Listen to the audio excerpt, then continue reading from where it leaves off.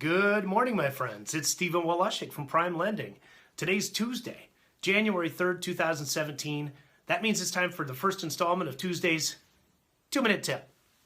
So today, no mortgage and no credit. As we flip the calendar, I want to share with you something that I learned in 2016 that helped make 2016 my best year on record, and hopefully it helps you as you prepare and plan for your best year on record in 2017.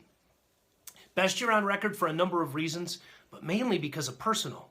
I won't list off everything, but suffice to say my wife and I trained for and ran our first marathon in May. We watched our son and daughter-in-law get married in our backyard in September. We watched our 16-year-old daughter make tremendous progress with her grades in school and her participation in events. And my wife and I found out we're going to be grandparents early this year. It was an amazing year. And because of a concept that I learned early in 2016 in a book I read by Rory Waden. Rory brought up a concept I hadn't really heard of before. Made me think in a different way. Rory said, when you say yes to one thing, what are you saying no to? I don't know what it was about that, but it struck a chord with me. And I started thinking more about what I was saying yes to and in effect saying no to.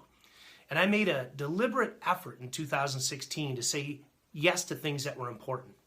See, I volunteered for everything in the past. Said yes to all kinds of association events, networking, committees, yes to too much television. And I flipped the switch and I changed that this year. I said yes to reading this past year instead of watching television, and I read 48 books on personal development. I said yes to family time, dinners, devotionals, watching track and volleyball, watching my son win his third wiffle ball championship. I've never been more in balance with my family because of being mindful about what I said yes to. And the thing that was most important is that work didn't sacrifice because of my commitment and saying yes to my family more. As a matter of fact, I succeeded more at work.